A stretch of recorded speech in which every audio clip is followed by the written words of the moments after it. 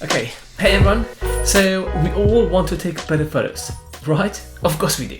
So in today's video I want to share a few tips and tricks with apps I use on my phone to make my photos look the way how they do. That should help you to take some better photos of your family, of your kids, or maybe some content for your business, which I'm sure all businesses will need at this time. So before we dive into the apps, the first and most important thing is your camera. As they say, the most important camera is the one that you have on you. So for those who are looking to get a new camera right now, what I can honestly recommend is to simply get a new phone.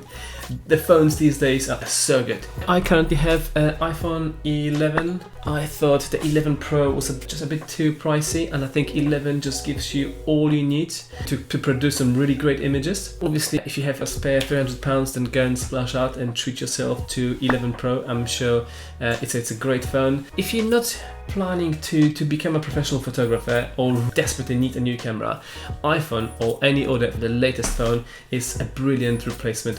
So if you have a dual camera, if you have a phone with a dual camera, you can definitely expect that it should take some brilliant photos for you to put on your social media or even print as well. So you took a photo and now all of a sudden you see that you got something there that you wish you could remove. It could be anything, like a plug socket or rubbish bin, power line, anything really. It makes a big difference when that unwanted subject is removed from the photo, so it looks more neat and clean. I'm not talking here to completely remove the skin texture, just a little pimple removal can do the trick. So I've got two apps for this. The first one is a free app. It's called Snapseed. Very popular. I know a lot of people use it to edit their photos. I personally don't use this one for editing, but if I need to remove any unwanted objects from the photo, this one works really well. The other one, I think slightly more advanced, is an app called Touch Retouch. It has got a few slightly more advanced options to remove unwanted subjects, which I think works really well. So okay, we've took our photograph, we've removed unwanted power lines or any other things, and now the next step. This is a big one where a lot of people make mistakes. We want to make sure our photo is straight. The horizon line is here, so you can't have it like that, or the Dutch tilt shift.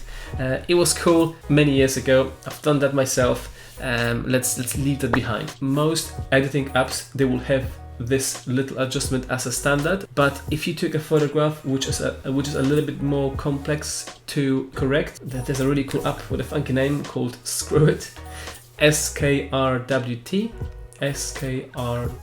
Yeah. As I said, it's slightly more advanced and it will allow you to do more complex correction of the horizon or all the lines in your photograph, so make sure everything is straight. It's not essential for the basic users, but I thought I'll mention it just in case if someone needs to do more advanced correction. Next thing, the main edit. For this, I've been using for ages now the app called Visco. They are very, very well known for their film effects. I love the presets. They give this really cool natural feel to the photos. I fell in love with Visco when I was creating my own preset ages ago, and I've been using them ever since. I know there is tons of other apps out there and they will do a very similar thing. I just feel like this one works very well for me. I like the quite simple layout, copy and paste preset thing, so it allows me to very quickly edit my images without wasting too much time. As you edit your photos, there is one big thing. I remember when I started the journey with Photoshop and all the editing software, we tend to get carried away a little bit. So make sure that if you do apply your filters and if you do any adjustments, go easy on those sliders, and if you push in too much to the limits, most likely you're gonna end up with another great looking image. Of course there are some exceptions, but in general all of those selective colors, high dynamic range, wide vignette, let's leave that in the past. Just so you know, it really took me ages and ages to go through a lot of presets, to fiddle with them, tweak. I spent hours and hours and hours when I finally got to the point where I found something what was really me, where I did enjoy the colors and it just felt right. Every photo needs a little touch of editing to enhance it. Now the very last step, find a little touch. Very often, especially if you are just beginning your journey with photography and taking your first photos, you look at those images of those amazing photographers and you're wondering, how come they've got this extra little something and you can't do that? Bit of a hint of color somewhere or a bit of extra light.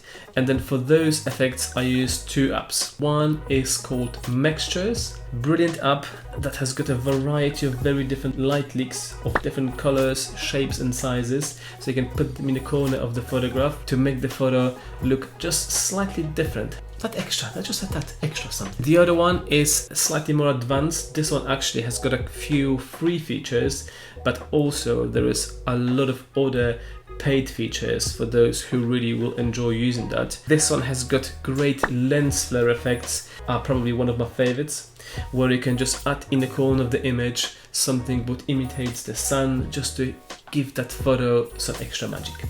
So this is our final product. That's how the photo looks after a few adjustments. I'm gonna just refresh here from the basic photo to the final edit. Basic, final edit. So yeah, that's it really. It's not that complicated, but I think knowing those few apps can really make the big difference in the quality of your photos. So thanks for watching. I hope you've enjoyed that. If you know any other cool tricks that you think are useful for sharing, let me know. I would love to know about them. As you can see, you don't need to carry a big camera to produce really great results, but what you do need is to know how to take great photos. And all about that I'll tell you in the next video. Thanks for watching again. Over and out.